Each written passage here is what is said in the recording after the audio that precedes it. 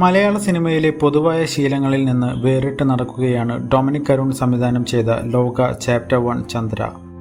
മലയാളം പോലെ താരതമ്യേന ചെറിയ ഒരു മൂവി ഇൻഡസ്ട്രിക്ക് സ്വപ്നം കാണാവുന്നതിലും ഉയരത്തിലുള്ള സാങ്കേതിക തികവിലാണ് ഈ സിനിമ ഒരുക്കിയിരിക്കുന്നത്.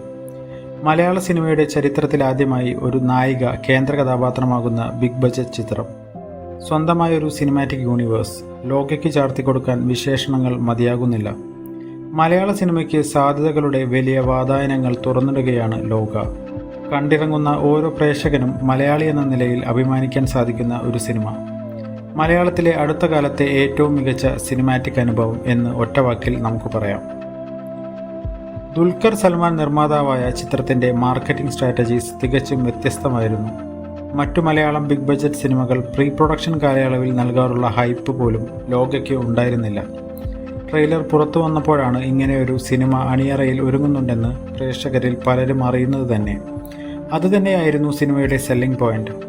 സംവിധായകൻ ഡൊമിനിക് അരുണിനും നിർമ്മാതാവ് ദുൽഖർ സൽമാനും അണിയറ പ്രവർത്തകർക്കും ലോകയുടെ സാങ്കേതിക മികവിൽ പരിപൂർണ വിശ്വാസം ഉണ്ടായിരുന്നെന്ന് വേണം കരുതാൻ. ഒറ്റ ട്രെയിലറിലൂടെ പ്രേക്ഷകരെ ആകർഷിക്കാൻ കഴിഞ്ഞു. ഓൺലൈൻ ബുക്കിംഗ് ആപ്പുകളിൽ മികച്ച പ്രീ ബുക്കിംഗ് ആണ് ചിത്രത്തിന് ലഭിച്ചത്. ആദ്യ ഷോ പൂർത്തിയായപ്പോൾ ലോക ഗ്രാഫ് വീണ്ടും ഉയർത്തി. 250 സ്ക്രീനുകളിൽ നിന്ന് ലോക 325 സ്ക്രീനുകളിലേക്കാണ് ഒറ്റയടിക്ക് ഷോകൾ ഉയർത്തിയത്. കേരളത്തിന് പുറമെ ഇതര സംസ്ഥാനങ്ങളിലും മികച്ച പ്രതികരണങ്ങൾ ലഭിച്ചാൽ ലോക മലയാളം ബോക്സ് ഓഫീസിൽ പുതിയ ചരിത്രം കുറിക്കുമെന്ന് തീർച്ചയാണ്. സാമ്പത്തികമായി പരാജയപ്പെട്ട തരംഗം എന്ന സിനിമയുടെ സംവിധായകനിൽ വിശ്വാസമർപ്പിച്ച് നായികാ പ്രാധാന്യമുള്ള ഒരു മൾട്ടി സ്റ്റാർ ബിഗ് ബഡ്ജറ്റ് സിനിമയെടുക്കുക എന്ന വളരെ സാഹസികമായ ഒരു ദൗത്യമാണ് ദുൽഖർ സൽമാൻ ഏറ്റെടുത്തത്. ഇന്ന് മലയാളത്തിൽ ലഭിക്കാവുന്നതിൽ ഏറ്റവും മികച്ച ടെക്നീഷ്യന്മാരെ ഉൾപ്പെടുത്തിയാണ് പ്രൊജക്ട് ഡിസൈൻ ചെയ്തതെന്നും എടുത്തു പറയേണ്ട കാര്യമാണ്. Cinematographer Nimish Ravi, editor Chaman Chacko, production designer Banglan, സംഗീത സംവിധായകൻ Jakes Bejoy, colourist Yashika Rautray, action choreography Yannick Ben തുടങ്ങിയ ചിത്രത്തിൻ്റെ അണിയറയിൽ പ്രവർത്തിച്ച എല്ലാ വ്യക്തികളും അവരുടെ മേഖലകളിൽ പ്രതിഭ തെളിയിച്ചവരാണ്. വിദേശ സിനിമകളിലും മറ്റ് ഇന്ത്യൻ ഭാഷാ സിനിമകളിലും മാത്രമാണ് മലയാളി ഇതിനു മുമ്പ് സിനിമാറ്റിക് യൂണിവേഴ്സ് അനുഭവിച്ചറിഞ്ഞിട്ടുള്ളത്. Captain America, Superman, Batman, Iron Man, Spider Man, Hulk പോലുള്ള ആഗോള സൂപ്പർ ഹീറോസിൻ്റെ ആരാധകരായ മലയാളികളെ സംബന്ധിച്ചിടത്തോളം ഇതൊരു അഭിമാന നിമിഷം കൂടിയാണ്. സ്വന്തം ഭാഷയിൽ അവർക്ക് സൂപ്പർ ഹീറോസിനെയും ഒപ്പമൊരു സിനിമാറ്റിക് യൂണിവേഴ്സും ലഭിച്ചിരിക്കുകയാണ് ഇപ്പോൾ.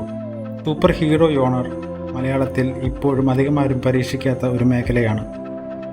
ഇന്ത്യയിലെ തന്നെ ആദ്യത്തെ 3D ചിത്രമായ മൈ ഡിയർ കുട്ടിച്ചാത്തൻ, ഇന്നസെൻ്റ് നായകനായ സാക്ഷാൽ ശ്രീമാൻ ചാത്തുണ്ണി, കെ ശ്രീകുട്ടൻ സംവിധാനം ചെയ്ത ഓ ഫാബി തുടങ്ങിയ സിനിമകൾ വളരെ മുമ്പേ അമാനുഷിക കഥാപാത്രങ്ങളുടെ ലോകം സൃഷ്ടിച്ചിട്ടുണ്ട്. എണ്ണം പറഞ്ഞ ഹൊറർ സിനിമകളും മലയാളത്തിൽ നിന്നും ഉണ്ടായിട്ടുണ്ട്. എന്നിരുന്നാലും മലയാളത്തിലെ ആദ്യത്തെ ലക്ഷണമൊത്ത സൂപ്പർ ഹീറോ സിനിമയ്ക്കായി 2021 വരെ കാത്തിരിക്കേണ്ടി വന്നു. മിന്നൽ മുരളിയിലൂടെ മലയാളത്തിനും ആദ്യമായി ഒരു സൂപ്പർ ഹീറോ ഉണ്ടായി. അപ്പോഴും മലയാളത്തിൻ്റെതായ ഒരു സിനിമാറ്റിക് യൂണിവേഴ്സ് അന്യമായി തന്നെ നിന്നു. ഇവിടെ ഡൊമിനിക് അരുൺ ലോകയുടെ കഥ പറയാൻ ഉപയോഗിക്കുന്നത് മെട്രോ നഗരത്തെയാണ്. ഭാവനയുടെ ലോകത്ത് നിന്ന് പുതിയ സൂപ്പർ ഹീറോസിനെ സൃഷ്ടിക്കുന്നതിനു പകരം മലയാളി കേട്ട് ശീലിച്ച ഐതിഹ്യങ്ങളിൽ നിന്നും മിത്തുകളിൽ നിന്നും സൂപ്പർ ഹീറോസിനെ പുതിയ കാലഘട്ടത്തിന് അനുസരിച്ച് പുനഃസൃഷ്ടിക്കുകയാണ് സംവിധായകൻ ഡൊമിനിക് അരുണും അണിയറ പ്രവർത്തകരും ചെയ്തിരിക്കുന്നത്. നീലിയും ചാത്തനുമൊക്കെ മലയാളത്തിൻ്റെ സൂപ്പർ ഹീറോ യൂണിവേഴ്സിൻ്റെ ഭാഗമാകുന്നത് അങ്ങനെയാണ്. ബോക്സ് ഓഫീസ് വിജയമായതോടുകൂടി ലോകയ്ക്ക് തീർച്ചയായും തുടർച്ച ഉണ്ടാകുമെന്നത് ഉറപ്പാണ്. ഇതുപോലുള്ള ഏറ്റവും പുതിയ സിനിമാ വിശേഷങ്ങൾക്കായി ഈ ചാനൽ സബ്സ്ക്രൈബ് ചെയ്യൂ.